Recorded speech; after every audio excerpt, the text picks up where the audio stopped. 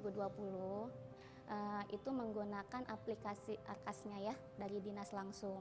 Jadi untuk pelaksanaannya, untuk pembayarannya juga alhamdulillah lancar. Kalau untuk offline ya mungkin untuk penyediaan barang dan jasanya mungkin agak lama kali ya, karena kita mencari dari toko dan sebagainya. Kalau untuk online ya melalui Siplah dan sebagainya, itu kita untuk penerimaan barangnya itu agak cepat karena kita melalui aplikasi Siplah itu. Di sekolah kami di SMP Negeri 3 Sepatan pernah melakukan pembelanjaan barang, salah satunya itu buku sekolah elektronik. Kita hanya pertama kita cari dulu keywordnya, kemudian ketemulah salah satu CV, prosesnya sangat cepat, kita hanya melakukan pemesanan, terus kemudian barang dikirim, kita transfer uangnya, transaksi selesai. Kualitas barang yang kita terima sesuai dengan pesanan yang kita pernah ajukan. Transaksi online dengan menggunakan Siplah untuk sekolah itu lebih aman. Oh ya, sangat terbantu dengan Siplah, apalagi dengan sistem sekarang untuk pelaporannya dengan menggunakan Arkas dan kemudian BKU juga, kita memang untuk pembelanjaannya kan jadi sifatnya non tunai, kita transfer, jadi untuk pembukuannya pun lebih gampang lah, pokoknya lebih gampang. Dengan Siplah untuk misalkan manipulasi barang fiktif itu kayak mungkin saya pikir nggak mungkin ya Pak ya. Kami dari SMP 2 Sepatan akan mendukung aplikasi Siplah karena menghindari pembelian fiktif atau pengeluaran-pengeluaran yang memang tidak diperlukan. Siplah memang sip. Siplah memang sip. Siplah memang sip.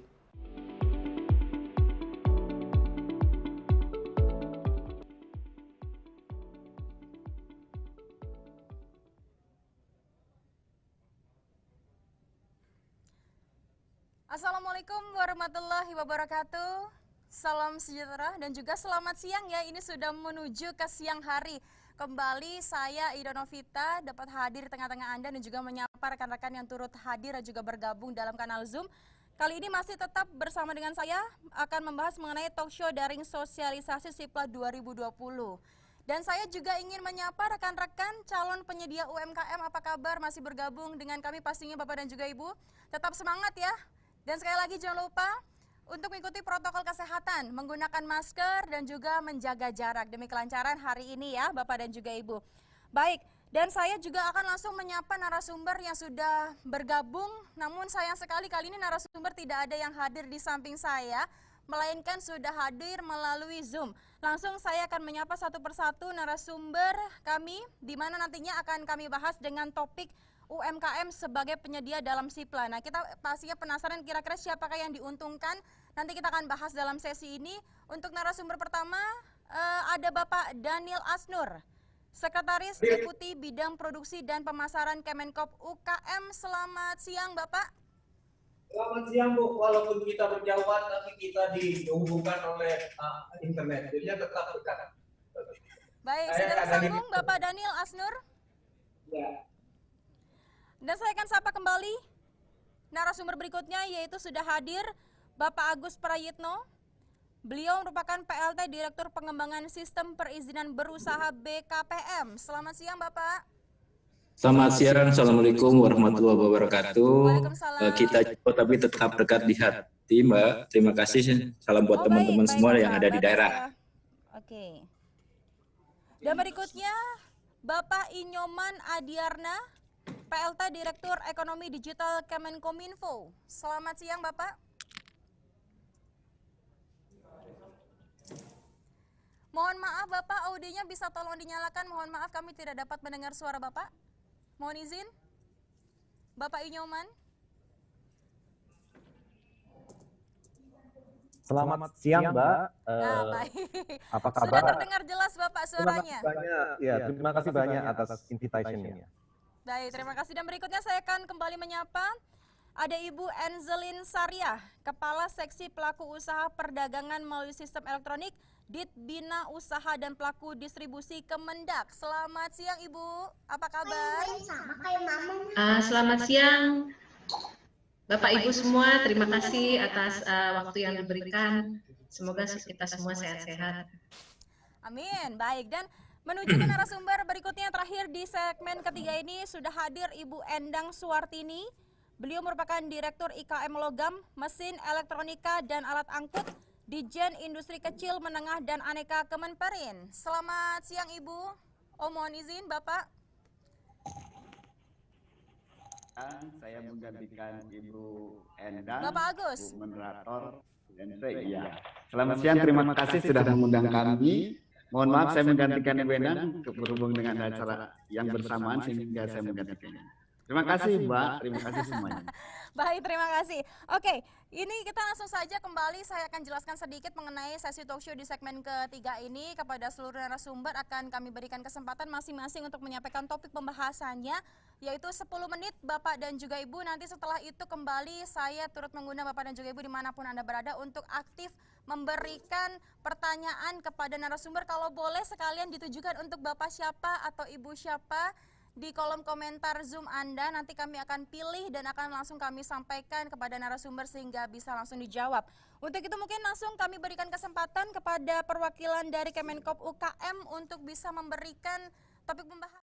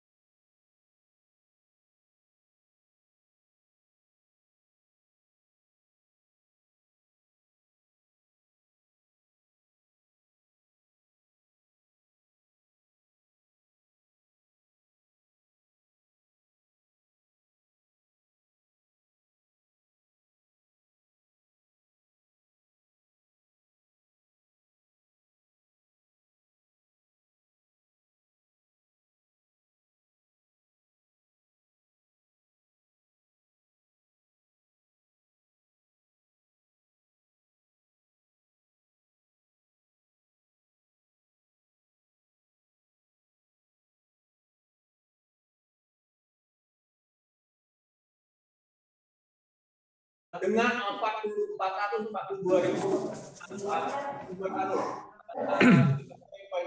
pengadaan barang sekolah didik pengguna. Existingnya baru 5 triliun yang terserap pada kondisi ini. Jadinya ada sisa yang bisa diserap untuk ada pasar usaha kecil menengah untuk masuk di sini. Disitulah itu apabila usaha kecil koperasi bisa masuk di sini, maka usaha itu bisa kita klasifikasikan. Pengadaan yang disebutnya di bawah 50 juta, pengadaan di antara 10 sampai 50 dan pengadaan 12 juta itu bisa dilakukan oleh yang namanya koperasi dan usaha kecil menengah. Bagaimana koperasi masuk di sini? Tentu koperasi dan usaha kecil menengah kita daftarkan di situ. Kemudian barang-barang apa yang bisa disediakan oleh koperasi tersebut? dengan tentu dengan persyaratan-persyaratan yang sudah disebutkan oleh narasumber terdahulu. 6 prinsip itu kita ikuti. Artinya koperasi ini badan usaha. Kemudian, bagaimana kita mengangkat koperasi ke atas? Tentu kita dinas koperasi dan dinas yang lain yang membidangi usaha kecil menengah harus tidak segan-segan dan tidak bosan-bosannya untuk membina agar koperasi ini bisa on board di sistem Sipla. Ini sama yang kita lakukan. Bagaimana kita merebut usaha kecil menengah dan koperasi merebut barang-barang yang ada di pengadaan pemerintah. Ini yang salah satu yang harus kita lakukan, Bapak Ibu sekalian. Sekali lagi, koperasi bisa main di Sipla dan UMKM karena terbuka untuk umum semua, untuk menghindari yang seperti tadi. Kalau sudah mainnya di sistem digitalisasi, maka transparansi itu perlu dilakukan. Lanjut, Pak. Baik, lanjut. Oke, kalau kita lihat penyedia itu ada perorangan dan badan hukum. Perorangan UMKM, usaha kecil mikro menengah bisa masuk di sini, Bapak Ibu sekalian. Badan hukum itu adalah koperasi. Koperasi pasti bisa masuk di sini. Tadi kan sudah jelas bahwa yang bisa main di Sipla adalah penyedia perorangan badan hukum. Tapi kalau koperasi masuk di sini, jangan koperasi diminta SIUP. Itu yang bermasalah di kita. SIUP tidak ada di koperasi. Koperasi adanya badan hukum. Itu sama yang kita lakukan di pengadaan barang pemerintah di LKPP. Ada teman dari LKPP di sini juga bisa koreksi kalau tidak. Kalau koperasi diminta SIUP itu mengada-ngada namanya. Jadi itu yang kadang-kadang itu yang menghambati kita. Artinya kalau kita bangga dengan buatan Indonesia dan produk itu bisa dipakai di sekolah, tentu itu kita akan larinya ke koperasi dan usaha kecil menengah agar mereka juga terangkat di masa pandemi ini. Lanjut, Pak. Kalau kita rekomendasikan Bapak Ibu sekalian, ada beberapa layer yang kita bisa masuk. Seperti pengadaan di bawah 10 juta. Itu mikro dan kecil yang kita coba tangkap di sini. Jadinya makanan, minuman, souvenir itu bisa di mikro. Jangan yang besar main di sini, itu akan berebut nanti. Kemudian kalau pengadaan yang di Sipla ini di antara 10 juta sampai 50 juta itu kecil menengah bisa main di sini. Artinya ada kelas-kelas yang bisa kita tayangkan untuk main di Sipla. Apabila ada pengadaan 50 sampai 200 juta tentu menengah dan koperasi masuk di sini. Seperti furniture, alat berat, komputer. Artinya koperasi bisa mengadakan itu sebenarnya. Ya. Kemudian kalau di atas itu tentu menengah dan koperasi seperti alat peraga, kesehatan dan segala macam. Kita juga bisa mensupport di sini koperasi ada UKM seperti contoh barang-barang peraga di pertanian, cangkol, dan segala macamnya itu bisa kita lakukan di koperasi. Artinya koperasi dan UMKM kalau akan masuk ke Sipla tentu akan mengikuti persyaratan-persyaratan yang ada di Sipla. Oke, lanjut.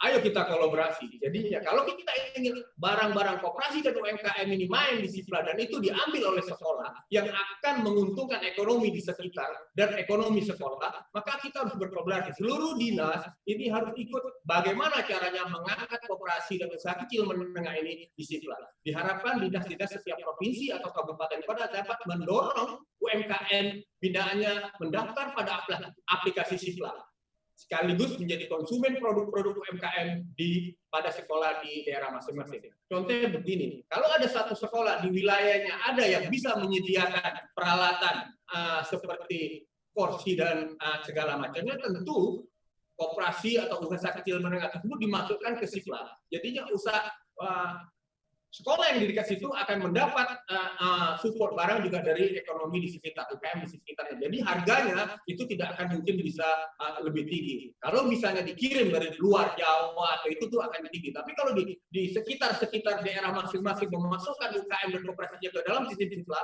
saya rasa itu tidak akan terjadi harga yang tumpang tindih dan ekonomi di daerah situ akan berputar.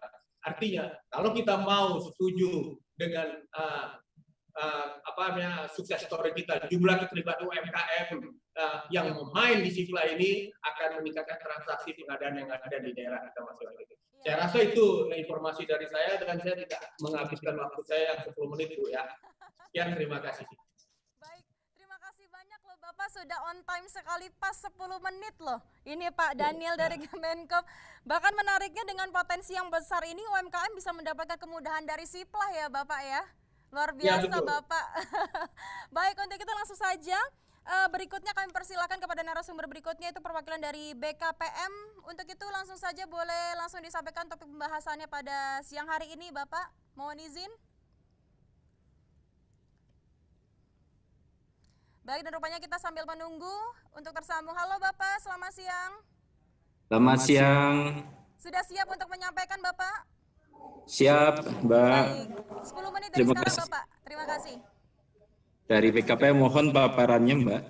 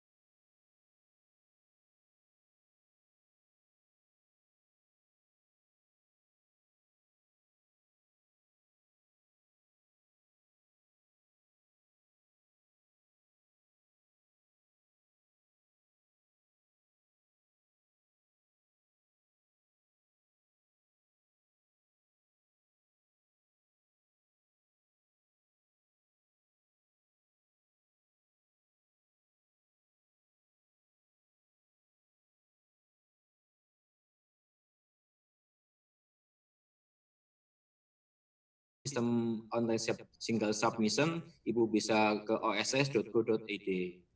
Lanjut.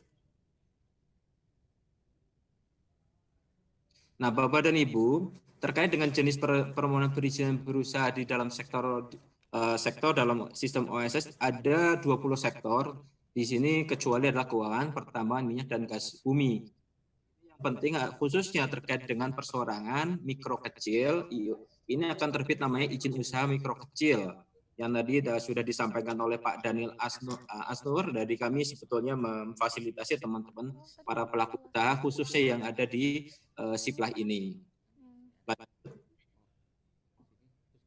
Bapak dan Ibu, terkait dengan lingkup UMKM sesuai dengan Undang-Undang 10 tahun 2008, di sini disampaikan bahwa di dalam sistem OSS ada juga penapisan untuk UMKM yang berdasarkan Undang-Undang UMKM nomor 20 tahun 2008, yaitu untuk menengah kecil dan mikro yang ditanam pada kriteria persorangan, baik persorangan mikro kecil maupun persorangan menengah. Adapun variabel kriteria UMKM sesuai Undang-Undang nomor 20 tahun 2008, yaitu kekayaan bersihnya di luar tanah dan bangunan. Bapak Ibu bisa dilihat variabel kriterianya.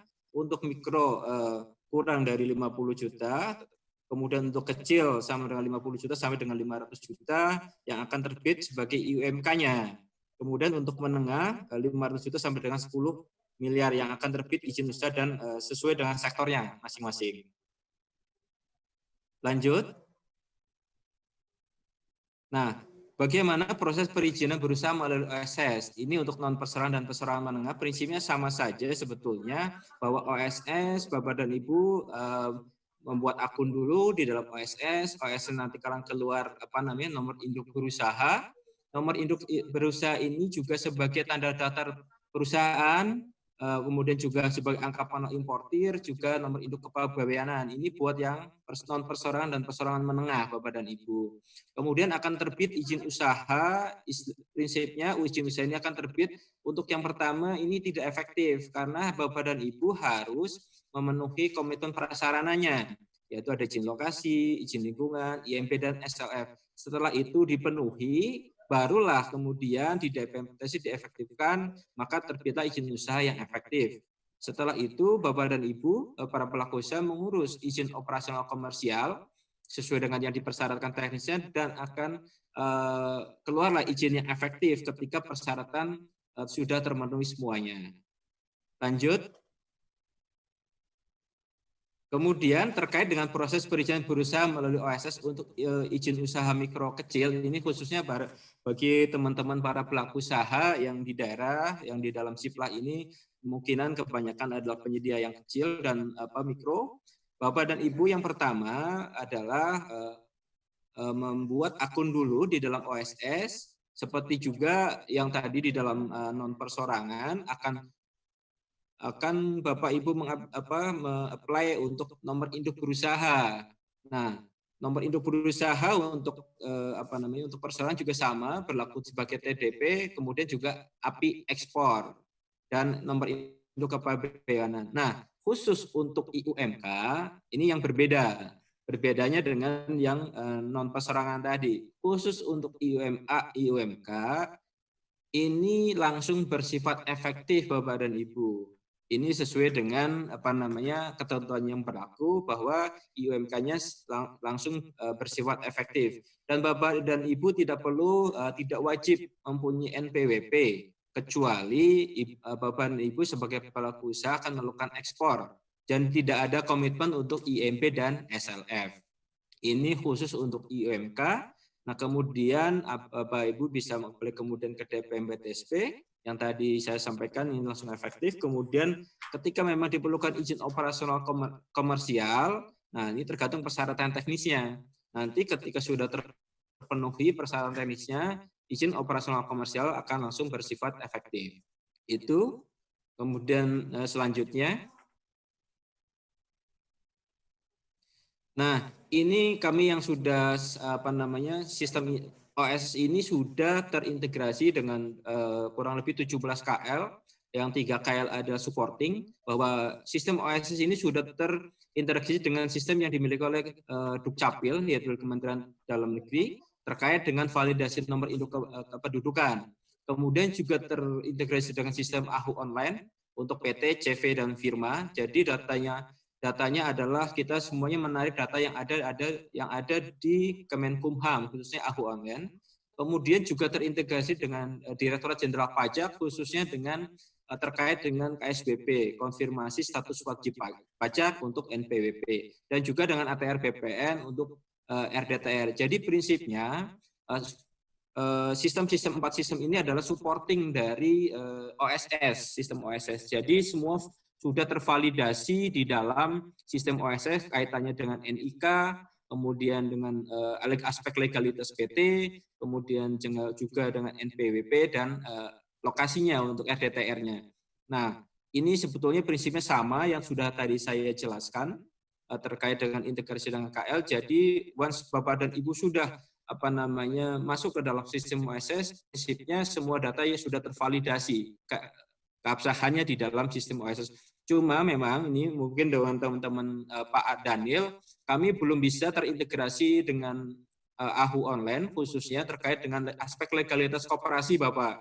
Karena memang kami belum bisa menarik datanya dari AHU online, karena memang masih dan sifatnya masih perekaman manual.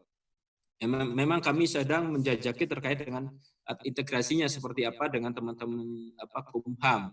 Kemudian selanjutnya, nah, NIB sebagai identitas berusaha, sebagaimana yang tadi kami sampaikan, sifatnya satu perusahaan adalah mempunyai hanya satu NIB. Cuma nanti bidang usahanya bisa banyak terkait dengan klasifikasi baku lapangan usaha industrinya Indonesia. Ini yang diterbitkan oleh BPS. Next. Sudah habis Bapak? Mohon izin Bapak, kami tidak dapat mendengar Baik, suara Bapak. mungkin ini saja, semua pelaku usaha hanya mempunyai satu NIB. Demikian yang bisa saya sampaikan, terima kasih. Baik, terima kasih Bapak Agus dari BKPM. Jadi memang untuk mekanisme sendiri pelaku usaha tadi sudah dijelaskan oleh Bapak, dan juga adanya 20 sektor dari segi permohonan perizinan ya, bahkan diberikan kemudahan tanpa NPWP pun sudah bisa dibantu. Oke, nanti kita akan lanjut lagi Bapak Agus, jangan kemana-mana, dan berikutnya langsung saja kita terhubung dengan narasumber yang akan bergabung dengan kami, yaitu dengan Bapak Inyoman Adiarna, Beliau merupakan PLT Direktur Ekonomi Digital Kemenkominfo. Sudah hadir. Selamat siang Bapak, apa kabar? Selamat siang Ibu. Baik, kami persilakan. Kami persilakan Bapak 10 menit untuk menyampaikan. Terima kasih. Baik, terima kasih. Pertama-tama pemohon maaf karena seharusnya Pak Dirjen yang diundang, kami yang hadir mewakili. Kami menyambut baik sosialisasi Siplah 2020 ini karena ini sejalan dengan program kerja kami di Kementerian Kominfo dalam mendorong UMKM kita go online. Ini juga sejalan juga dengan program kementerian dan lembaga yang lain yang mendorong.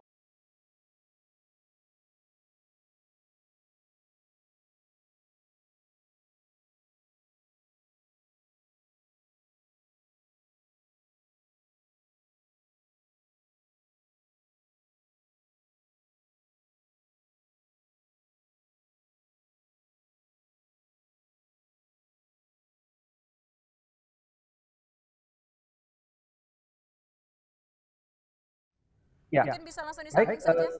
Sebelum sambil menunggu slide-nya ditayangkan yang baru, program kerja terkait UMKM Go Online ini sudah berjalan 3-4 tahun yang lalu.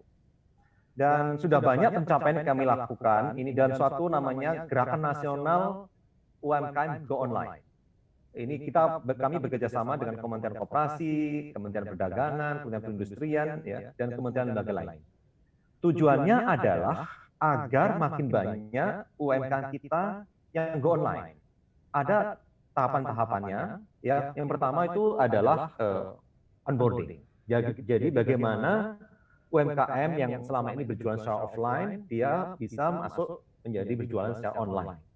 Tahapan berikutnya adalah, ini semua ada di RPJMN, sudah ditetapkan di RPJMN, termasuk kepada kami, Kementerian Kominfo dan Kementerian Koperasi, adalah mendorong setelah online, setelah onboarding, mereka harus active selling, harus berjualan secara aktif ya. Karena kita bekerjasama dengan marketplace, platform digital. Pada umumnya kalau 3 bulan atau sekian bulan tidak aktif, itu mereka akan dihapus di platform digital. Tahapan berikutnya yang lebih lanjut lagi adalah mendorong UMKM itu untuk terus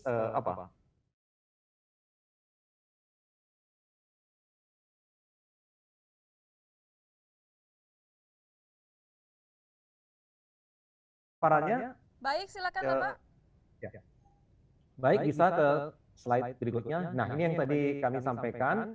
Jadi ada tahapannya, onboarding, active selling, scale up, dan baru akhirnya go international. Ini semua sudah ditetapkan di RPJMN dan Kominfo harus mengikuti. Dan kemudian apa bentuk kegiatannya? Itu ada semacam roadshow ya. Jadi kita datang ke daerah-daerah ini sebelum pandemi ya, datang ke daerah-daerah mendorong UMKM di sentra-sentra itu untuk menggunakan aplikasi. Ada program gerbang pasar, kita datangin. Jadi kalau agak UMKM itu tidak didatangin, itu kadang-kadang juga sulit ya, jadi kita harus datang. Jadi program kerja ini tahun 2020 terpaksa dihentikan dan dilakukan secara online, tentu saja ini efektivitasnya harus dikaji kembali, karena kegiatan pendampingan itu kegiatan yang sangat menentukan. Kemudian nomor 3 adalah Ramadan Express. Pada bulan Ramadan kita biasanya melakukan mendorong pengusaha makanan minuman untuk online. Dan kemudian juga ada kegiatan kemitraan dengan platform digital dan sistem pembayaran online. Next. Nah, ini hanya sedikit gambaran saja. Saat ini sudah 8% dari total ya, 62 juta. Nah, angkanya udah, ini yang apakah sudah mutakhir belum? Baru 8% UMKM kita yang sudah go online. Jadi jumlahnya masih kecil. Next.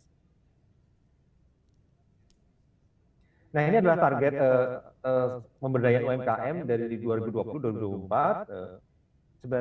Dari sisi Kominfo, tugas kami yang paling utama adalah mendorong mereka melakukan adopsi teknologi digital.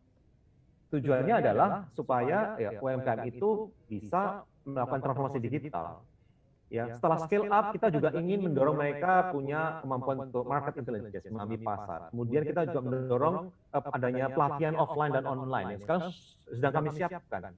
Pelatihan online dilakukan oleh Balitbank Kementerian Kominfo, memberikan pelatihan-pelatihan terkait misalnya packaging, marketing, dan seterusnya. Dan ke depan adalah mendorong pengembangan ekosistem ekonomi digital. Jadi bukannya UMKM, tapi ekosistem pendukungnya harus kita dorong. Sistem pembayaran digital, pemanfaatan penggunaan QR code, dan seterusnya. Next. Nah, kami ingin menyampaikan bahwa Indonesia punya potensi besar untuk pengembangan ekonomi digital ya. Kita terlepas bahwa kita memang masih ada kendala infrastruktur ya, khususnya di ujung-ujung di pelosok-pelosok ya. Tetapi relatif dalam beberapa tahun terakhir sudah ada peningkatan yang signifikan ya. Sekarang 64% penduduk Indonesia sudah memiliki akses internet dan berapa persen diantaranya itu sudah bertransaksi digital. Jumlah yang sangat besar, apalagi zaman pandemi. Kemudian ini tadi sudah kami sampaikan 143 juta pengguna internet Indonesia ini. Jumlah yang sangat besar dibandingkan negara ASEAN lain. Kemudian tahun lalu Bapak Presiden sudah meresmikan penyelesaian Palaparing ya, itu jaringan tulang punggung kabel optik bawah laut yang menghubungkan sampai ke pelosok timur Indonesia. Nah, sekarang juga hampir semua kabupaten kota Indonesia sudah terhubung jaringan pita lebar. Ke depan kita juga akan mengembangkan jaringan 5G. Jadi potensi UMKM dengan adanya konektivitas ini akan makin besar untuk mampu bertransaksi digital. Itu dilakukan oleh kami sendiri dan juga oleh Bakti ya, salah satu satuan kerja di tempat kami yang melakukan pembangunan infrastruktur. Next. Nah, ini apa yang kami lakukan di tahun 2020 ya, karena pandemi, maka kegiatan kami lakukan adalah kajian UMKM kelas. Ini bekerjasama dengan LPM UI, kita benar-benar ingin memastikan UMKM mana yang siap untuk naik kelas. Karena tidak semua UMKM siap naik kelas dalam waktu cepat ya. Kita harus petakan segi kemampuan permodalan, kemampuan penguasaan teknologi SDM dan seterusnya. Kita juga melakukan survei kebutuhan intervensi teknologi digital apa yang dibutuhkan untuk itu. Kemudian kita juga ada pilot project untuk fasilitasi UMKM naik kelas untuk jumlah terbatas ya di zaman pandemi ini. Kemudian kita juga dalam rangka mendorong UMKM go online, ya, kita akan menyediakan toolkit. Toolkit itu misalnya memberikan pelatihan-pelatihan bebas, free, online. Kita juga memberikan bantuan pulsa ke depan. Ini sedang kami berikan mekanismenya. Dan tentu saja tanggung jawabnya bagaimana yang paling efektif. Jadi itu yang kami lakukan. Dan kemudian yang terakhir adalah, yang kami ingin sampaikan di sini adalah, next. Maaf, ini slide kedua sebelum terakhir, ada sinergi. Kami lakukan sinergi selama ini dengan berbagai pemangku kepentingan, Kementerian Koperasi, Kemenko Perekonomian, Kemenparekraf, ya, Perindustrian, Kementerian Perdagangan, ya. Dan yang selain kementerian lembaga adalah platform marketplace. Maaf, sebelumnya lagi, mohon maaf sebelumnya. Ya, marketplace, platform penjualan B2B, dengan platform logistik, kita semua libatkan mereka dalam program kerja kita ini. Next, yang terakhir, slide terakhir berikutnya. Nah, ini adalah sebenarnya peta jalan Digital Nation, Indonesia Digital Nation. Ini sedang baru saja disahkan di Kementerian Kominfo bahwa tugas ke depan kita itu selain ekonomi digital, jadi UMKM Go Online adalah bagian dari transformasi digital di sektor ekonomi dan bisnis. Di samping itu kita harus juga melakukan transformasi digital masyarakatnya sendiri, meningkatkan literasi atau kecakapan digital masyarakatnya, karena masyarakatnya siap bisnis tapi literasi digitalnya masih kurang. Bagaimana memanfaatkan gadget, bagaimana melindungi data pribadi masih belum. Jadi ini harus dilakukan dengan pelatihan-pelatihan online, baik secara offline dan online. Kemudian pemerintahnya sendiri juga didorong untuk bertransformasi digital sehingga pelayanan masyarakat secara keseluruhan bisa dilakukan secara online. Untuk itu apa yang kita lakukan ya, infrastruktur adalah yang utama, konektivitas, kemudian kita membangun aplikasi-aplikasi khususnya di pemerintahan, dan kemudian mendorong aktivitas itu menjadi digital. Pandemi COVID ini adalah suatu momen terbaik kita untuk bertransformasi digital sebenarnya. Kemudian kita juga sempurnakan regulasinya, regulasi sudah sekian tahun ya, Undang-Undang Telekomunikasi sudah 12 tahun, Undang-Undang ITE sudah cukup lama, harus direvisi lagi, dan banyak hal lagi harus kita lakukan. Kemudian SDM, kita harus melakukan pelatihan-pelatihan sehingga sumber daya manusia kita di setiap layer itu siap untuk menyongsong era industri 4.0. Saya kira itu saja, terima kasih. Wassalamualaikum warahmatullahi wabarakatuh. Waalaikumsalam warahmatullahi wabarakatuh. Terima kasih Bapak Inyoman, menarik sekali pembahasannya. Jadi mendorong adopsi digital ya Bapak dari UMKM yang offline Sekarang kita dorong untuk go online, jadi bisa mencapai yang namanya mikro kecil, menengah hingga atas. Wah, ini menarik sekali, kita perlu akan bahas nanti dengan pertanyaan dari Bapak dan juga Ibu. Untuk itu lanjut, kita akan berikan lagi kesempatan 10 menit kepada narasumber berikutnya yang sudah turut hadir, yaitu Ibu Enzelin Saria. Beliau merupakan Kepala Seksi Pelaku Usaha Perdagangan melalui Sistem Elektronik Ditbina Usaha dan Pelaku Distribusi Kemendak. Selamat siang Ibu, mungkin boleh langsung disampaikan 10 menit Ibu, terima kasih. Ya, terima kasih. Selamat siang Bapak Ibu semua. Saya di sini hadir mewakili pimpinan dari Kemendak yang mohon maaf berhalangan hadir di acara siang hari ini. Kami dari panitia mendapatkan tugas untuk menyampaikan materi mengenai kemudahan perizinan dalam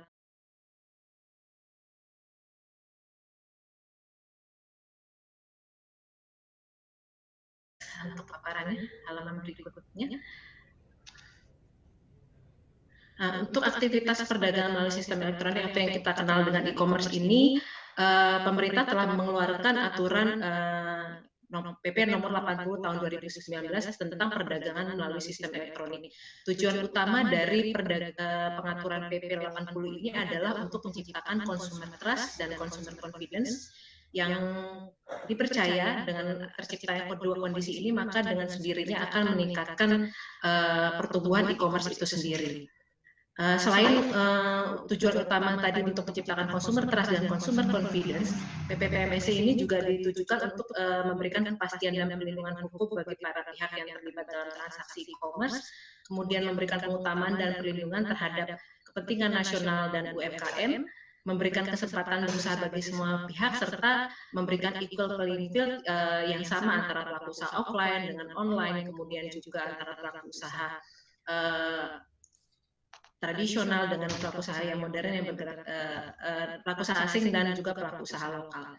Nah, di dalam PP ini pelaku usaha e-commerce dibagi menjadi 3, yaitu pertama adalah pedagang. Pedagang ini adalah para pelaku usaha yang berdagang online dengan memanfaatkan sarana yang sudah disediakan oleh PPMSE, penyelenggara perdagangan melalui sistem elektronik. Dan yang kedua adalah PPMSE. Ini PPMSE ini adalah pelaku usaha yang menyediakan sarana untuk berdagang bagi para pedagang untuk berdagang online. Kemudian yang ketiga adalah PSP, ini adalah penyedia sarana komunikasi elektronik yang digunakan yang menyediakan sarana komunikasi untuk mendukung aktivitas perdagangan online. Next.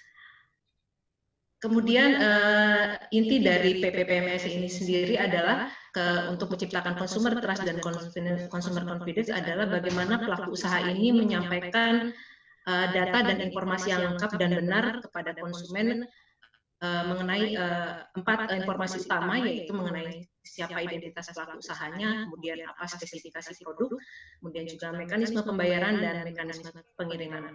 Jadi bagi para Bapak Ibu para pelaku usaha yang mungkin nanti menjadi penyedia dalam siplah nanti, ini diharapkan memang memberikan data dan informasi yang sedetail mungkin mengenai siapa identitas diri, identitas pelaku usaha, spesifikasi produknya, kemudian mekanisme pembayaran dan pengiriman.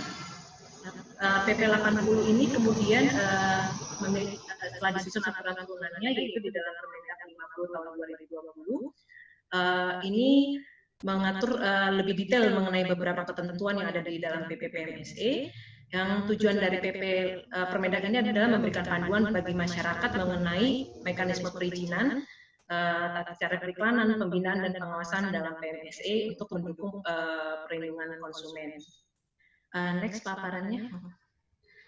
Nah, ini tujuan dari Permendak 50-nya. Kemudian slide berikutnya. Nah, untuk terkait perizinan di dalam aktivitas e-commerce ini adalah semua perizinan ini nanti akan dilakukan prosesnya melalui OSS, melalui mekanisme OSS. Kemudian bagi para pedagang atau penyedia di dalam siplah nanti ini tidak ada jenis izin baru. Jadi izin perizinan sekarang yang sudah dimiliki ini, perizinan berusaha yang sudah dimiliki ini bisa digunakan untuk aktivitas perdagangan offline maupun online. Karena memang dalam prinsipnya di dalam PPPMSI ini bahwa setiap pelaku usaha ini, setiap ketentuan yang ada dan ditetapkan oleh masing instansi pembinaan sektor ini tetap berlaku dalam aktivitas e-commerce. Termasuk juga nanti perizinan berusaha bagi UMK itu tadi berjalan sesuai dengan kondisi saat ini sebagaimana yang sudah tadi dijabarkan oleh narasumber dari Kemenkoop dan juga BKPM. Khusus memang untuk pedagang yang bergerak di bidang retail, dalam arti dia retail online, dalam arti tidak memiliki pedagang eceran yang tidak memiliki bentuk offline, ini memang nanti KBLI-nya akan menggunakan KBLI 4791. Jadi dia punya aktivitas online tapi tidak punya aktivitas offline. Dan untuk perizinan bagi PPPMS ini nanti bagi penyelenggara dan PSP memang akan diterbitkan izin baru yaitu SIUPMSI surat izin usaha penyelenggara perdagangan melalui sistem elektronik. Nah ini alurnya, ini alur perizinannya yaitu bagaimana pedagang ini memperoleh izin melalui USS sesuai dengan bidang usaha yang dijalankan. Sedangkan ini bagi pedagang dalam negeri, sedangkan untuk pedagang luar negeri nantinya disyaratkan untuk mendaftarkan nomor dan nama instansi penerbit usahanya dari kepada PPMSE di mana dia melakukan kegiatan usaha. Kemudian slide berikutnya. Sedangkan ini adalah alur perizinan bagi PSP dan PPMSE dalam negeri nanti diwajibkan untuk memiliki SIUPMSE, kemudian juga TDPSE dari Kominfo. Tujuannya adalah untuk menjamin keamanan sistem elektronik yang digunakan dalam menyelenggarakan sarana untuk berdagang online. Untuk PPMSE luar negeri ini juga dikenakan kewajiban untuk perizinan berusaha, tapi dengan syarat PPMSE luar negeri tersebut telah memenuhi kriteria bertransaksi dengan lebih dari 1.000 konsumen, mengirim lebih dari 1.000 paket, dan ketika sudah memenuhi kriteria tersebut, PPPMSE ini wajib menunjuk KP3A, Kantor Perwakilan Perdagangan melalui Sistem Elektronik, dan sama dengan kewajiban PPPMSE dalam negeri, ini PPPMSE luar negeri juga wajib memiliki TDPSE dari Kominfo. Slide berikutnya. Ini adalah beberapa poin yang harus disiapkan oleh pelaku usaha untuk dalam aktivitas e-commerce. Bagi pelaku usaha PPMSE dan PSP, selain memiliki SIUPMSE dan juga TDPSE untuk persyaratan perizinan, mereka juga harus menyiapkan program-program yang ditujukan untuk mendukung promosi dan peningkatan daya saing produk dalam negeri. Ini syarat ini memang merupakan syarat utama juga dalam aktivitas e-commerce, persyaratan bagi PPMSE dan PSP, karena tujuan utama dari pengaturan e-commerce ini adalah bagaimana mendukung pelaku usaha lokal kita untuk bisa berjaya di dalam e-commerce. Oleh karena itu kami sangat mengapresiasi sekali kegiatan SIPLAH ini, sosialisasi SIPLAH ini yang memang sangat membantu dan para pelaku usaha lokal kita untuk bisa berpartisipasi dalam kegiatan e-commerce di Indonesia. Kemudian selain program-program tadi juga platform tadi PPPMSE dan PSP juga diharapkan menyediakan fitur fasilitas yang menghubungkan halaman OSS. Jadi bagi pedagang atau merchant yang menggunakan akses dalam memperoleh akses ke OSS untuk bisa mengurus persyaratan perizinannya. Kemudian juga menyimpan data dan menyediakan ada kewajiban melayani layanan konsumen. Sedangkan untuk pedagang sendiri, tadi kewajibannya adalah memiliki izin usaha sesuai dengan bidang usaha yang dijalankan dari masing-masing KL. Kemudian juga memastikan bahwa barang yang diperdagangkan ini tidak bertentangan dengan ketentuan perundang-undangan. Karena prinsipnya tadi bahwa semua ketentuan yang berlaku secara offline juga berlaku secara online. Sedangkan untuk pelaku usaha luar negeri juga kurang lebih sama peraturannya, kewajibannya, dan untuk khusus bagi pelaku usaha luar negeri yang telah memenuhi kriteria yang tadi ditetapkan sebelumnya, ini memang wajib menunjuk KP3A tadi. kemudian juga sama tetap menyiapkan program-program yang ditujukan untuk mendukung pelaku usaha dalam negeri, pelaku usaha lokal, kemudian juga menyediakan layanan pengaduan konsumen dan juga diwajibkan untuk menyampaikan pelaporan data. Mungkin itu yang bisa disampaikan. Terima kasih. Baik, terima kasih. Jadi memang Kemendak ini mendukung sekali untuk perdagangan online ya Ibu Enzelin, dengan memberikan kemudahan dari segi sarana untuk pedagang, lantas sarana komunikasi elektronik yang pastinya pelaku usaha Bapak dan juga Ibu itu harus memberikan data atau informasi yang detail ya. Betul Ibu Enzelin ya, seperti itu? Iya, betul. Baik, terima kasih. Dan kita akan lanjut lagi untuk narasumber berikutnya, narasumber yang terakhir. Dikarenakan Ibu Endang Suwartini tidak dapat hadir, maka diwakilkan. Untuk itu langsung saja perwakilan dari Kemenperin, kami berikan waktu 10 menit dari sekarang Bapak. Terima kasih banyak. Terima kasih Bu atas waktunya. Selamat siang. Assalamualaikum warahmatullahi wabarakatuh. Yang terhormat para narasumber, para panitia kegiatan webinar dalam rangka setelah ini. Bapak sekalian, kami mohon maaf menggantikan Ibu Direktur sebenarnya beliau ada kegiatan yang sama sehingga memberikan waktu ke saya untuk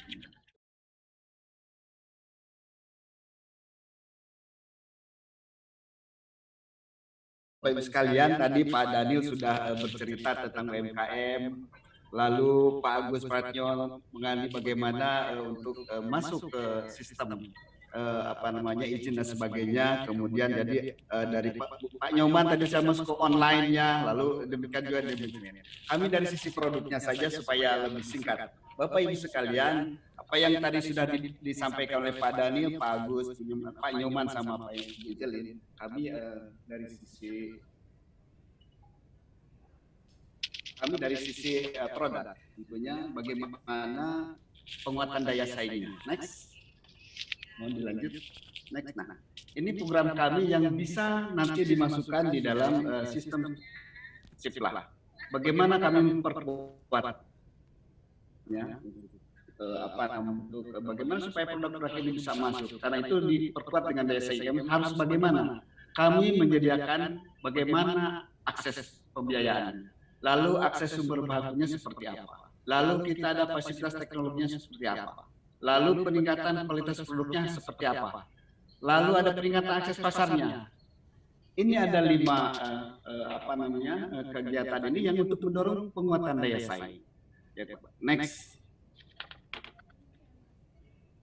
Bapak Ibu sekalian, bagaimana program penumbuhan wirausaha baru dalam rangka meningkatkan kapasitasnya itu ada, kita punya basic program. Tentu ini adalah pengembangan usaha baru melalui fasilitas keahlian, startup, dan perizinan. Tadi sudah disampaikan, ada terkait dengan beberapa hal, karena kami di sisi produknya saja, karena disampaikan tadi.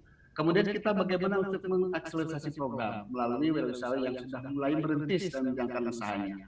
Nah, ini program-program kami yang bagaimana bisa menumbuhkan wirausaha baru. Next. Next. Bapak Ibu sekalian, dalam rangka meningkatkan tadi penguatan daya saing tersebut, coba kami juga masuk ke sentra-sentra IKM yang kami bina. Di sana ada pembinaan teknisnya, ada fasilitas bahan bakunya, ada bantuan sosialisasi standarisasinya, pendampingan tenaga ahlinya, pembinaan oleh tenaga penyuluh lapangan TPL yang kami punya tenaga TPL dan dinas-dinas. Kemudian ada program Smart, tadi sudah sekilas disampaikan, kami juga ada program Smart dalam rangka bagaimana teman-teman ikan bisa berjualan di online. Nah, kami sudah program itu, tujuannya untuk apa? Smart ini adalah bagaimana kami punya data yang lengkap dalam big data supaya kami bisa menindaklanjuti apa yang kesulitan-kesulitan teman-teman dalam rangka melakukan penjualan melalui online. Bapak Ibu sekalian, dalam rangka menindaklanjuti ini kami mendukung tentang gerakan Bangga Buatan Indonesia. Nah, oleh karena itu kami coba masuk di dalam kegiatan-kegiatan, semuanya ada di sini. Hashtagnya semua di sini. Nah, ini adalah pelaku-pelaku EKM yang bisa kita angkat, tarik supaya bisa masuk di dalam rangka menindaklanjuti kegiatan-kegiatan bangga buatan Indonesia. Tentu saja bahwa bagaimana produk-produknya IKM ini supaya lebih unggul. Kami sudah sampaikan tadi, kita kasih fasilitasnya, kita kasih bimbingannya, kita kasih pelatihan dan sebagainya supaya lebih bagus. Bapak Ibu sekalian, produk-produk yang kami sampaikan di dalam semuanya ada di sini adalah semua pelaku-pelaku yang terangkum di dalam kegiatan-kegiatan produk-produk dalam makanan dan minuman, ada produk herbal, ada alat kesehatan, olahraga, ada fashion, ada olahan kopi, ada olahan bambu, kosmetik dan sebagainya. Ini banyak sekali yang kita libatkan dalam 15 kelompok industri. Bapak Ibu sekalian, tentu ini adalah dalam rangka mendukung bangga buatan Indonesia melalui semuanya ada di sini. Bapak Ibu sekalian, nah tentunya ini kita pbb.esmat.id. Nah ini dalam rangka bagaimana menindaklanjuti dari Indonesia ini terhubung secara online dengan marketplace, sosial media maupun WhatsApp sehingga memudahkan konsumen menjangkau produk IKM yang kita bina. Bapak Ibu sekalian, supaya programnya juga next di halaman 9-nya. Next. Supaya kita sustainability programnya terus berjalan, kita coba melakukan pendampingan konsisten terhadap untuk menjaga konsistensi terhadap IKM dalam rangka e-commerce ini. Kita melakukan pendampingan, lalu kita melakukan bimbingan teknis, terus chain up dan scale up. Nah ini selalu kita lakukan. Untuk apa? Supaya produk-produknya ini terus terjaga dan lebih bagus. Next, Bapak Ibu sekalian. Next. Nah, inilah barang-barang yang atau kami referensikan sebagai yang bisa dimasukkan dalam aplikasi RKS yang terhubung dengan IKM barang dari kayu dan kulit yang bisa dimanfaatkan oleh para kebutuhan di sekolah melalui SIPLA. Ada meja rapat, ada lemari, etalase rak, kursi guru, kursi siswa, meja guru, sampai ke meubilir lainnya. Nah, ini adalah produk-produk IKM yang kita bina supaya produknya bagus, seperti tadi saya sampaikan, supaya punya nilai tinggi, punya nilai daya saing, maka itulah kami berikan pelatihan dan sebagainya. Sehingga barang-barang ini bisa laku dijual, bisa laku dimanfaatkan atau dibeli oleh sekolah-sekolah yang ada di lingkungan kita atau di seluruh Indonesia di mana. Next. Nah, kemudian ini ada manajemen melalui IKM kerajinan dan industri aneka. Ini binaan kami yang mungkin bisa dimanfaatkan oleh SIPLA atau pemanfaatan yang dimanfaatkan oleh sekolah-sekolah. Ada ballpoint, alat tulis ya, kemudian ada pensil, ada kapur tulis, lalu di peralatan sekolah kantor ada stempel kayak brosur, busur, dexpen, materai. Nah ini lalu di alat olahraga ada bola kaki dan seterusnya, ada satelot, ada raket, ada net, ada meja pingpong dan sebagainya. Kemudian alat waktu, kita juga buat jam, alat edukasi, jadwal ponsel dan kubus kreatif. Nah ini semua kita buat oleh teman-teman IKM. Lalu selanjutnya di peralatan gambar, ada pensil, ada krayon, ada kuas, next. Ada balon, ada lilin, ada mainan dan sebagainya. Lalu kemudian di sandang dan kulit. Ini produk-produk yang dibuat oleh IKM. Ada pakaian adat, ada pakaian olahraga, ada pakaian muslim, ada sepatu dan alas kaki, kaos kaki, dan sampai ke sarung, bantal, dan hoodie.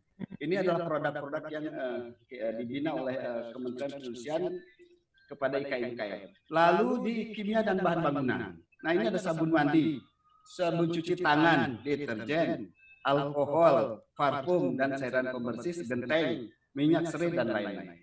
Lalu next, di telematika.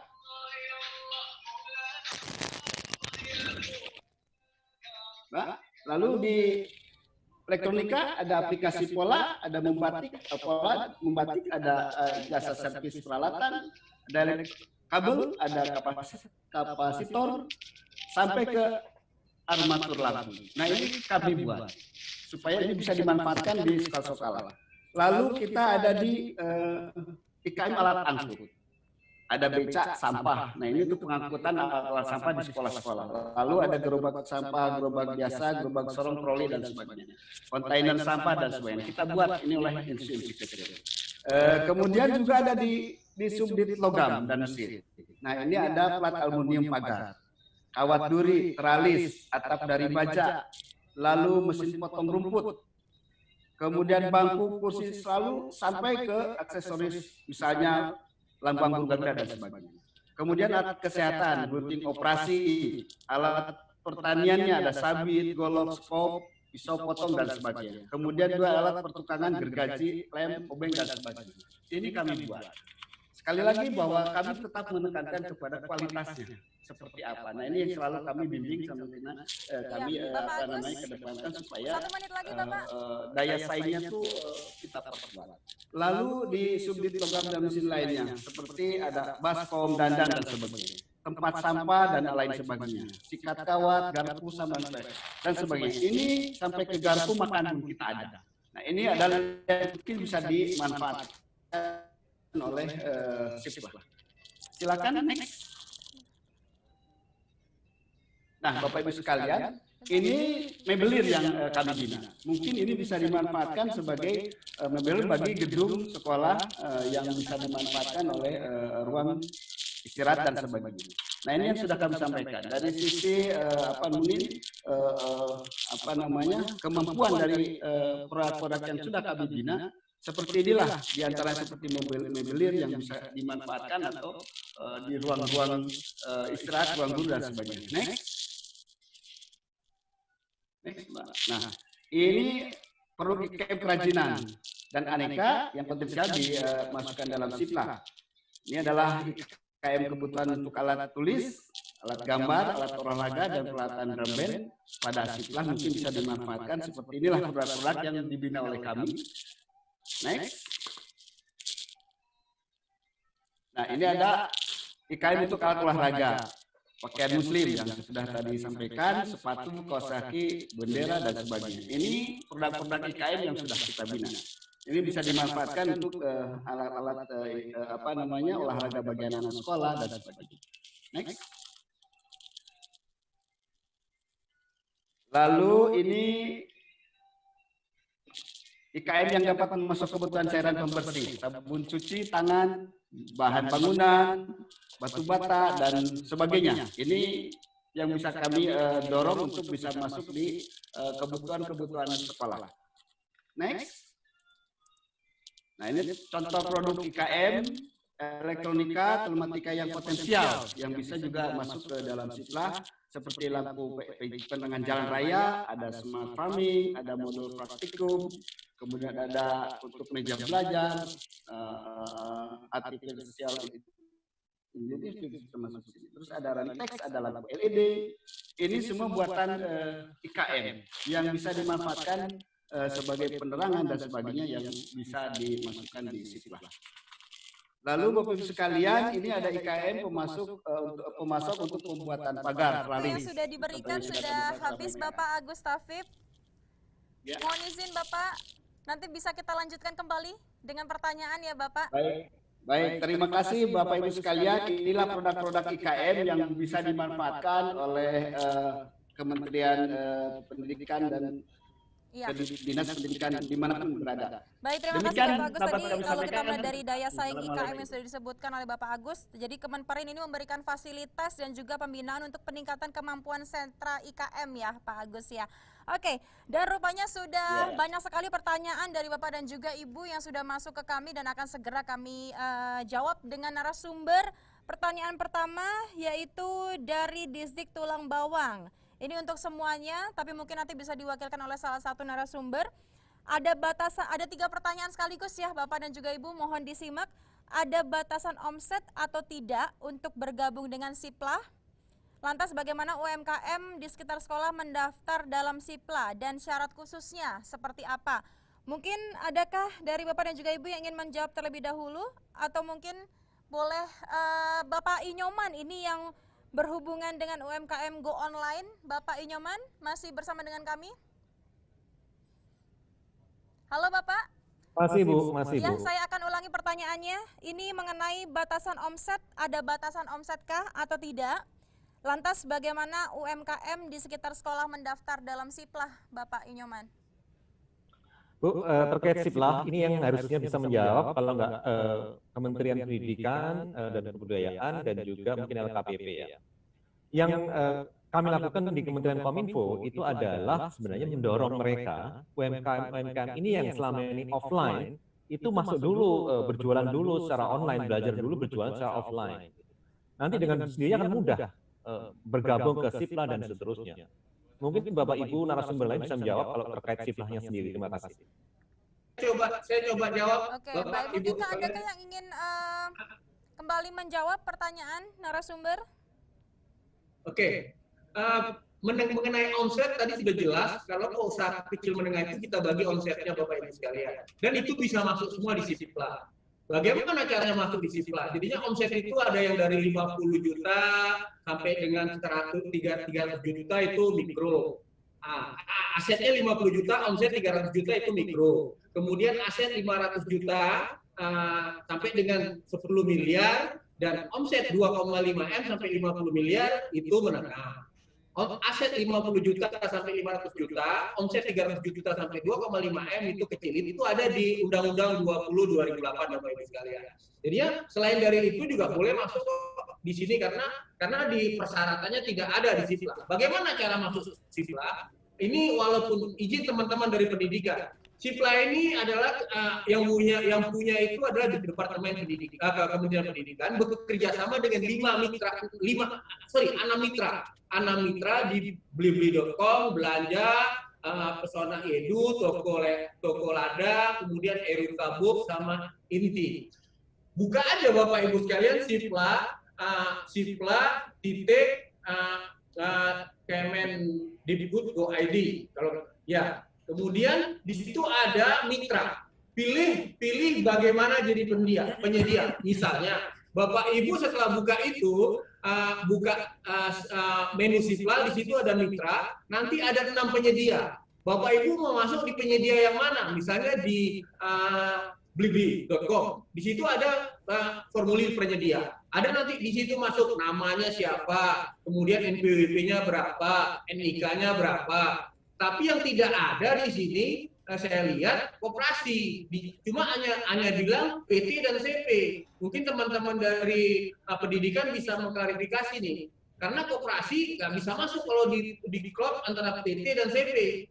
Dan perorangan, koperasi itu badan hukum tersendiri. Di negeri kita ini ada 3 badan hukum, swasta, BUMN, dan koperasi. Itu saya rasa penjelasan dari saya Bapak Ibu setelah saya pelajari sedikit Siplah. Mungkin teman-teman dari Kemendikbud bisa menjelaskan lebih detail lagi nanti. Jadinya bisa di UKM di tempat Bapak Ibu untuk masuk ke Siplah. Buka aplikasi Siplah, kemudian pilih penyedia barang. Tentu dengan persyaratan tadi, barangnya harus ada, kualitinya harus bagus, seperti yang Pak teman dari Kementerian Industrian mengatakan. Itu Bu Lina. Baik. Halo. Ya, halo Bapak. Baik, terima kasih. Lantas ini ada pertanyaan kembali dari Daerah Istimewa Yogyakarta, dari SD Wonosari Baru, Ibu Triyunita. Ini bagaimana cara mendaftar Siplah bagi usaha servis AC? Karena itu merupakan usaha kecil yang belum memiliki NPWP ataupun SIUP. Ini saya akan sedikit membahas dengan Pak Agus dari BKPM. Karena tadi sempat membahas mengenai mekanisme pelaku usaha akan dibantu apabila pelaku usaha tersebut tidak ada NPWP ya Bapak. Mungkin ini bisa dibantu untuk dijawab pertanyaan dari Daerah Istimewa Yogyakarta, Bapak Agus dari BKPM. Terima kasih terkait dengan pertanyaan dari teman-teman dari DIY. Kami sebenarnya prinsipnya kalau di OSS itu bukan kita memfasilitasi untuk membuat NPWP, tapi kami memfasilitasi agar para pelaku usaha membuat nomor induk berusaha. Nomor induk berusaha itu artinya sebagai kartu ataupun kartu tanda pengenal KTP-nya para pelaku usaha. Untuk membuat NPWP tetap aja ke teman-teman di Direktorat Jenderal Pajak ataupun kantor pajak setempat. Tapi memang kami sudah terintegrasi dengan integrasi dengan Direktorat Jenderal Pajak untuk memvalidasi NPWP dari para pelaku usaha. Prinsipnya itu, Bu Linda atau Bu Dina tadi ya, moderatornya. Untuk kemampuan ke OSS sendiri, seperti sudah saya jelaskan tadi, prinsipnya bahwa para pelaku usaha, khususnya ini karena SIPLA untuk para pengusaha kecil, mikro, seperti yang sudah dijelaskan tadi, harus membuat akun OSS-nya dulu. Kemudian bentuk badan usahanya yang sudah juga dijelaskan oleh Pak dari Kemenkop itu memang seperti itu. Jadi memang sudah ada dalam paparan kami kaitannya dengan omset ataupun modal kerja yang sesuai dengan Undang-Undang 20 tahun 2008. Itu Bu, terima kasih. Dan rupanya saya masih ditemani oleh Bapak Hendri di sini yang akan menjawab beberapa pertanyaan, karena beberapa pertanyaan ini membahas mengenai SIPLA. Sekali lagi Bapak dan juga Ibu untuk aktif bertanya di kolom komentar, dan apabila berkenan bisa langsung dituliskan juga ya pertanyaannya ditujukan oleh siapa dan dari kementerian apa. Namun ini ada saran dari Sumatera Selatan untuk Kemendikbud. Ini beliau memiliki saran bahwa lebih baiknya dibentuk tim money agar barang yang dijual online sesuai SNI, pengalaman dalam belanja online, bahan barang tidak sesuai standar. Ini bagaimana, apakah tim apa tadi? Tim money. Tim money. Iya. Tim money. Oh. Atau mungkin ini salah typing ya. Atau mungkin ini salah typing. Mungkin kita akan kembali dengan pertanyaan berikutnya yang lainnya. Ini ada pertanyaan, apakah koperasi sekolah dapat ikut berpartisipasi di SIPLA sebagai penyedia? Dan apabila sisa dana BOS TP 2019-2020 apakah boleh dibelanjakan di SIPLA TP 2020-2021? Ini dari Palembang. Baik. Mungkin Pak Hendri ingin menjawab? Mungkin tadi menjawab pertanyaan pertama dulu. Kalau soal kualitas barang, memang ini nanti bagian dari manajemen sekolah, Mbak. Kita bertahap menciptakan tingkat kematangan lah untuk sekolah. Ada sekolah-sekolah yang memang sudah mulai ahli nih, mereka sudah bisa memilih barang-barang yang sesuai dengan kebutuhan mereka, sudah tahu kualitas seperti apa.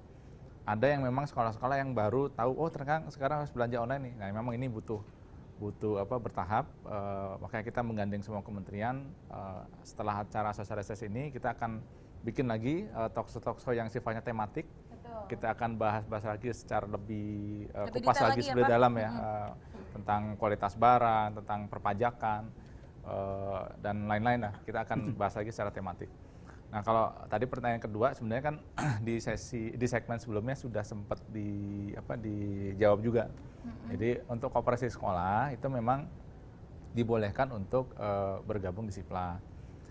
Tapi yang harus diperhatikan atau menjadi syaratan adalah pengurus yang ada di koperasi sekolah itu tidak boleh berperan juga sebagai pelaku pengadaan.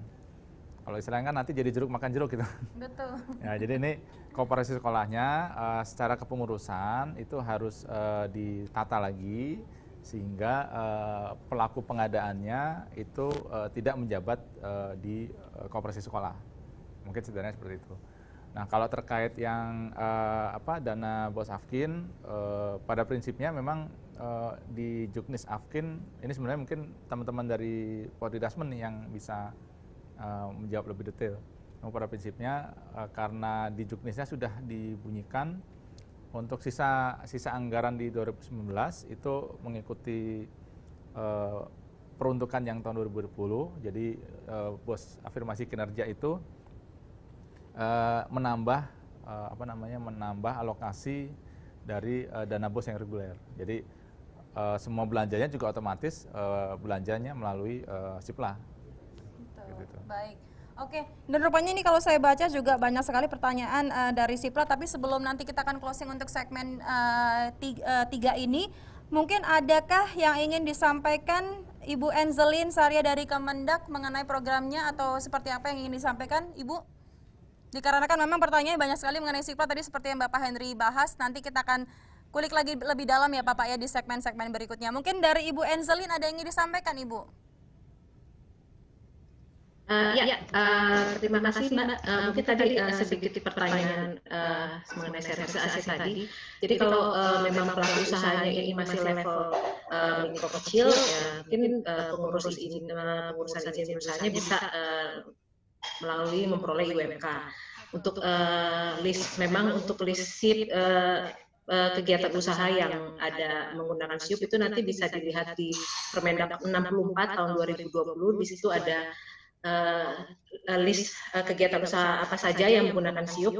Namun tadi kembali lagi kalau masih levelnya mikro kecil dan ingin berpartisipasi dalam SIPLA, mungkin perizinan usahanya bisa dengan memperoleh UMK. Terima kasih. Terakhir, terima kasih sudah mengundang pada acara ini.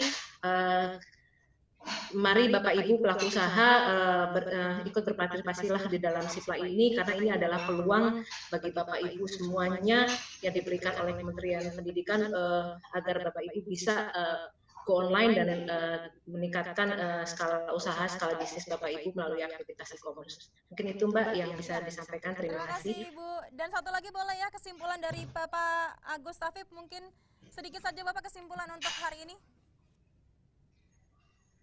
Bapak Agus. Mohon maaf Bapak Agus, kami tidak dapat mendengar suara Bapak. Mungkin mute-nya boleh di... Baik. Oke. Ya, terima kasih Bapak Ibu sekalian. Tentu apa yang sudah dipaparkan tadi oleh para narasumber, khususnya bagi IKM yang ingin ikut di SIPLA ini, syarat-syaratnya agak dilengkapi supaya bisa masuk ke SIPLA ini. Tentu kami dari Perindustrian akan selalu membantu teman-teman IKM dalam rangka meningkatkan daya saing ini, berbagai kegiatan kami dukung. Demikian barangkali Ibu yang mungkin bisa kami sampaikan. Baik, terima kasih sekali lagi kami ucapkan kepada seluruh narasumber yang sudah hadir dan juga memberikan paparannya pada segmen ketiga ini. Sekali lagi terima kasih Bapak Daniel Asnu dari Kemenkop UKM, lalu berikutnya Bapak Agus Prayitno dari BKPM, berikutnya Bapak Inyoman Adiarna dari Kemenkominfo, Ibu Enzelin Sariah dari Kemendak, dan juga Bapak Agus Tafib dari Kemenperin.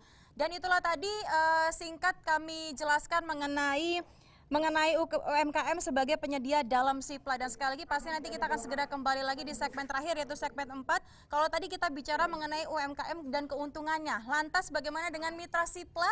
Nah, nanti kita akan bahas di segmen terakhir dengan menghadirkan kembali narasumber tersebut. Untuk itu jangan kemana-mana, dan pastinya acara ini masih tetap bisa disaksikan melalui kanal YouTube di SIPLA Kemendikbud, lalu televisi edukasi. Nanti kita akan segera kembali Bapak dan juga Ibu, jangan kemana-mana, tetap bersama dengan kami. Terima kasih. Terima kasih. Terima kasih. Selamat siang. Terima kasih.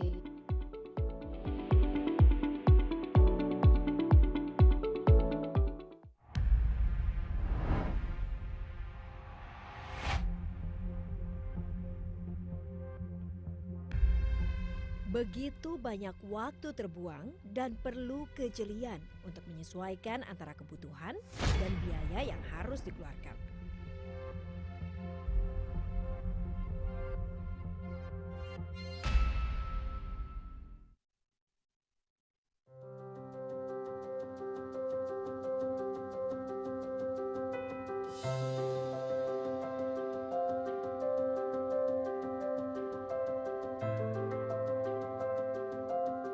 Ketika teknologi digital mengubah dunia semakin praktis dan keruwetan itu tak perlu lagi.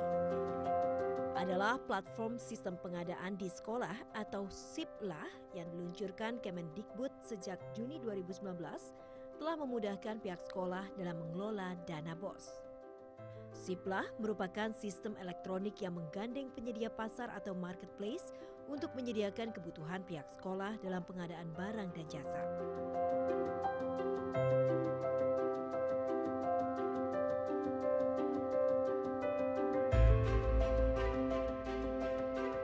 Transaksi lebih cepat dan memudahkan sekolah membuat laporan secara tepat. Penyedia daring pun mendapatkan data pembeli yang terverifikasi, serta kepastian pembayaran non-tunai karena sekolah hanya bisa berbelanja sesuai dana BOS yang tersedia.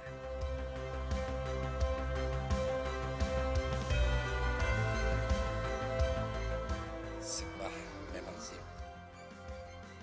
SIPLA yang berbasis teknologi merupakan salah satu wujud komitmen pemerintah dalam menghadirkan tata kelola keuangan pendidikan yang transparan dan akuntabel.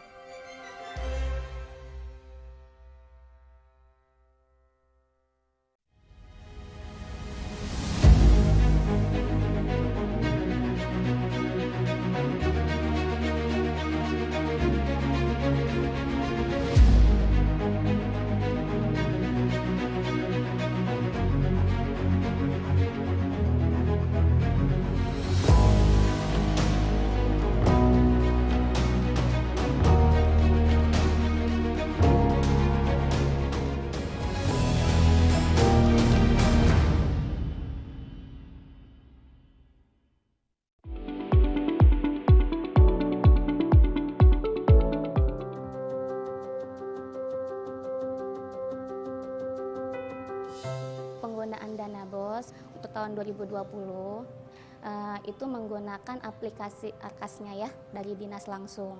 Jadi untuk pelaksanaannya, untuk pembayarannya juga alhamdulillah lancar. Kalau untuk offline ya mungkin untuk penyediaan barang dan jasanya mungkin agak lama kali ya, karena kita mencari dari toko dan sebagainya.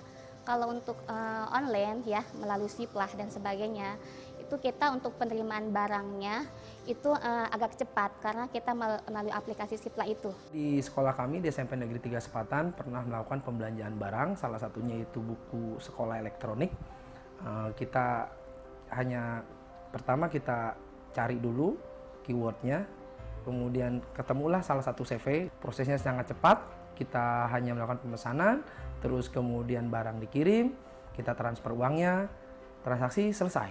Kualitas barang yang kita terima sesuai dengan pesanan yang kita pernah ajukan. Transaksi online dengan menggunakan Siplah untuk sekolah itu lebih aman. Oh ya, sangat terbantu dengan Siplah, apalagi dengan sistem sekarang untuk pelaporannya dengan menggunakan Arkas, dan kemudian BKU juga, kita memang untuk pembelanjaannya kan jadi sifatnya non tunai, kita transfer, jadi untuk pembukuannya pun lebih gampang lah, pokoknya lebih gampang. Dengan Siplah untuk misalkan manipulasi barang fiktif itu kayak mungkin saya pikir nggak mungkin ya Pak ya. Kami dari SMP 2 Sepatan akan mendukung aplikasi Siplah karena menghindari pembelian fiktif atau pengeluaran-pengeluaran yang memang tidak diperlukan. Siplah memang sip. Siplah memang sip. Siplah memang sip.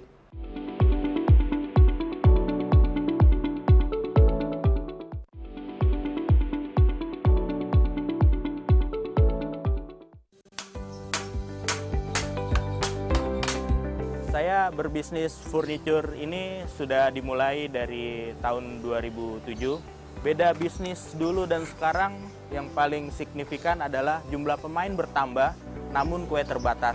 Saya seperti katak dalam tempurung karena minimnya informasi yang saya dapatkan. Kalau sekarang, alhamdulillah dengan adanya Siplah, saya bisa mengikuti pengadaan barang dan jasa di sekolah, bahkan sampai seluruh wilayah Indonesia. Saya usaha catering sudah sekitar 5 tahun. Selama ini masih dalam sistem offline, jadi penjualan masih biasa-biasa saja. Setelah bergabung di Siplah 1 tahun belakangan ini, usaha saya semakin meningkat. Sistem online-nya membuat kami lebih dapat informasi sekolah-sekolah mana yang membutuhkan catering. Transaksinya sangat mudah, cepat, sehingga membuat usaha kami semakin lancar. Saya mengerjakan pakaian seragam anak-anak sekolah, mulai dari SD, SMP, dan SMA. Alhamdulillah sangat membantu. Dengan Siplah ini, usaha konveksi bisa berjalan lebih berkembang dan saling menguntungkan. Pembayaran cepat, tepat, dan sesuai dengan yang diharapkan gitu, dan saling menguntungkan. Saya berbisnis bergerak di bidang ATK dan usaha printing.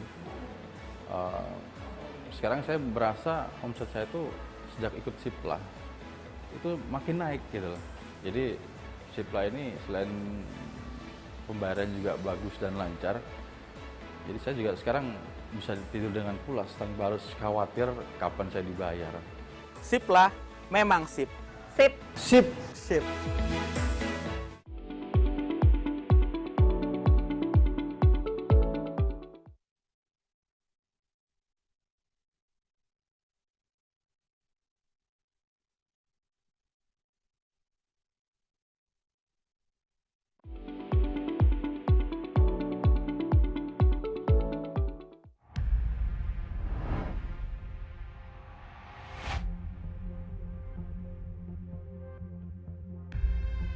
Begitu banyak waktu terbuang dan perlu kejelian untuk menyesuaikan antara kebutuhan dan biaya yang harus dikeluarkan.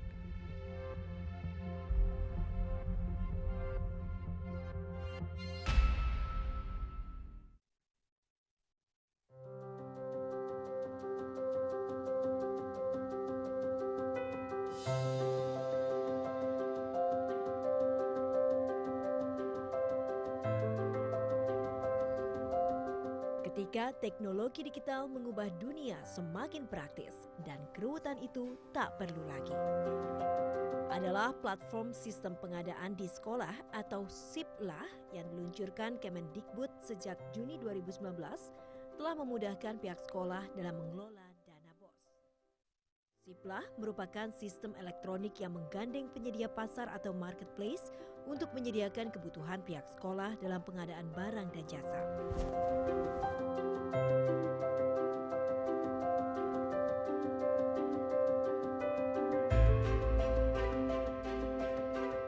Transaksi lebih cepat dan memudahkan sekolah membuat laporan secara tepat. Penyedia daring pun mendapatkan data pembeli yang terverifikasi, serta kepastian pembayaran non-tunai karena sekolah hanya bisa berbelanja sesuai dana BOS yang tersedia.